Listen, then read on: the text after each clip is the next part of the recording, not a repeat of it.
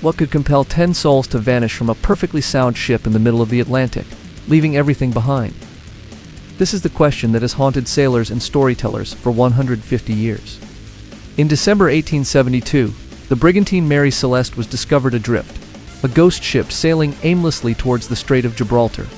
She was in pristine condition, her sails partially set, her cargo of industrial alcohol untouched. In the captain's cabin, personal belongings lay undisturbed. More chillingly, a meal was found prepared, as if the crew had been interrupted mid-bite. Yet, the captain, his wife, their 2-year-old daughter, and the 7-man crew were gone. There were no signs of a struggle, no evidence of piracy or foul play.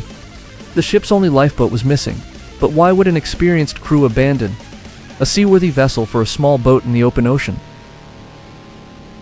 The ship's log offered no clues, its final entry noting nothing unusual.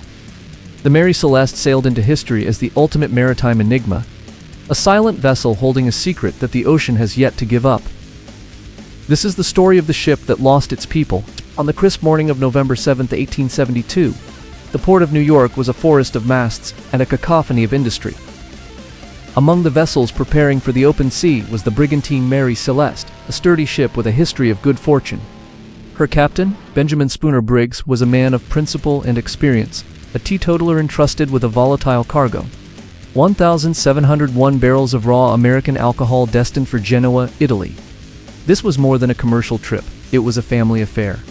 Captain Briggs was accompanied by his wife, Sarah, and their 2-year-old daughter, Sophia, their presence transforming the captain's cabin into a floating home.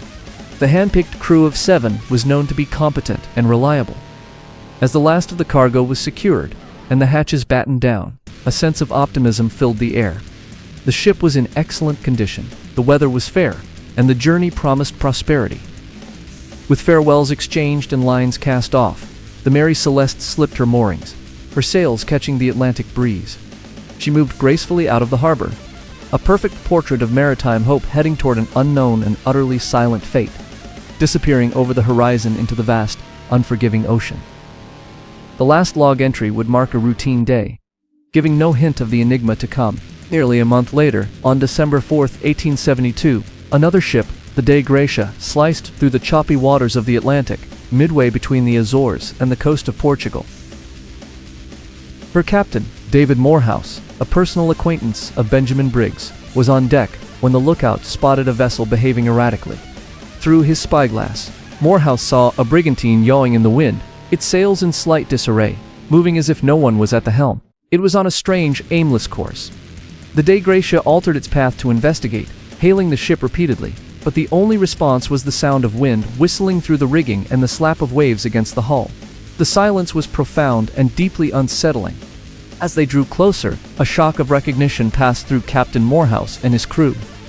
The nameplate was unmistakable: Mary Celeste. A vessel that should have been well on its way to the Mediterranean was here, adrift and unresponsive in the middle of the ocean. A palpable tension gripped the crew of the Dei Gratia. An investigation was necessary. A small party, led by First Mate Oliver DeVoe, lowered a boat into the cold, gray water, rowing towards the ghost ship, their minds racing with grim possibilities for what they would find aboard. The deck of the Mary Celeste was unnervingly quiet as Oliver DeVoe and his men climbed aboard. There were no signs of a struggle, no evidence of violence. The ship was wet from sea spray but otherwise in sound, seaworthy condition. Her cargo of industrial alcohol was completely untouched in the hold, all 1,701 barrels accounted for. Yet, the ship was utterly deserted. The ship's only lifeboat was missing, suggesting a deliberate evacuation. But why? Personal belongings were left behind, including the sailors' money and pipes. In the captain's cabin, the scene was even more perplexing, a tableau of life interrupted. A sewing machine stood with a piece of a child's clothing still under the needle. Toys were scattered on the floor. On a small table, the remnants of a meal lay uneaten. The ship's logbook offered no clues. Its last entry, dated 10 days earlier on November 25th, recorded their position and noted routine progress. It ended without any mention of distress. Every detail deepened the mystery. The ship was sound, the cargo was safe, and the weather had been fair. What could have compelled 10 experienced people, including a mother and child, to abandon a perfectly good vessel for a small boat in the middle of the vast Atlantic? It was a question that echoed in the silent cabins. When the Dei Gratia crew sailed the Mary Celeste into the port of Gibraltar, they expected a hero's welcome and a substantial salvage reward. Instead, they were met with a wall of suspicion. The Vice Admiralty Court convened, led by the zealous Attorney General, Frederick Solly Flood. Convinced of foul play, he subjected the Dei Gratia crew to intense questioning. He theorized about mutiny, murder for profit, and insurance fraud. He pointed to a small, insignificant sword found in the captain's cabin, and peculiar marks on the ship's bow as evidence of a violent confrontation, despite the lack of any other supporting facts. The court proceedings became a public sensation. As news of the ghost ship spread, speculation ran rampant across the globe. Newspapers printed lurid tales of sea monsters, giant squids, and pirates. Others whispered of supernatural forces, of ghost stories and curses at sea. The mystery captured the public imagination, transforming the Mary Celeste from a simple merchant vessel into a legendary cursed ship.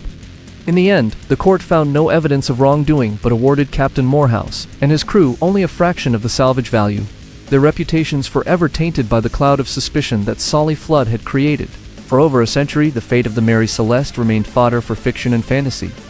But modern analysis has peeled away the layers of myth to reveal a plausible scientific explanation. The key lies in its cargo, denatured industrial alcohol. Unlike drinking alcohol, this substance is highly volatile. Stored in 1,701 porous oak barrels, it's likely that vapor filled the cargo hold. 9 of the barrels were later found to be empty.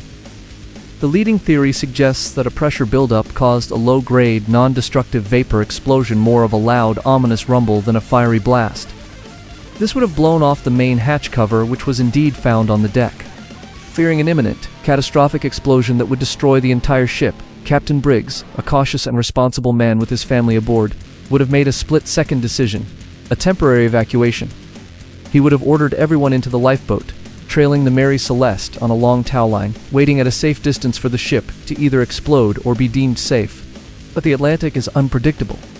A sudden squall or a large wave could have snapped the tow line in an instant, leaving the small, vulnerable lifeboat and its 10 occupants adrift and separated from their ship, which would then sail on, empty and intact. The story of the Mary Celeste, once a straightforward maritime salvage case, soon sailed from the courtroom into the vast, open sea of public folklore. Newspapers on both sides of the Atlantic seized upon the mystery, their headlines growing more sensational with each printing.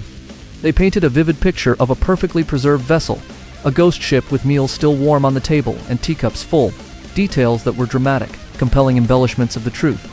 But the true catalyst for the legend arrived in 1884. A young writer, not yet famous for his detective stories, penned an anonymous tale for the Cornhill magazine. His name was Arthur Conan Doyle.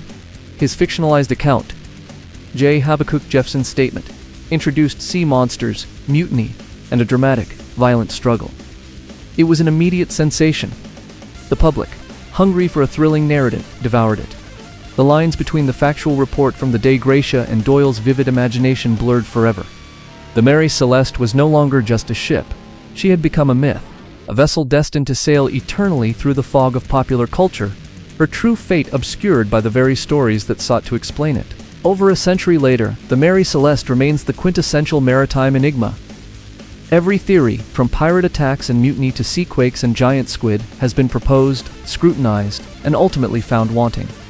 Each explanation leaves a loose thread, a detail that doesn't quite fit the facts. The ship herself lived on for another 12 years, passing through 17 different owners. Her name changed, her history a quiet burden.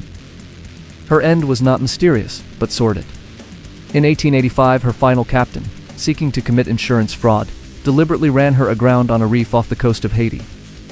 She was scuttled, set ablaze, a sad, ignominious end for a vessel of such renown. Yet her destruction did not destroy the mystery. Perhaps the true legacy of the Mary Celeste is not in any potential answer, but in the power of the question itself. It speaks to a fundamental human fear, the fear of the unexplained, of vanishing without a trace into the vast, indifferent ocean. The empty decks are a stage upon which we project our anxieties, a story without a final page, a question the sea has never answered.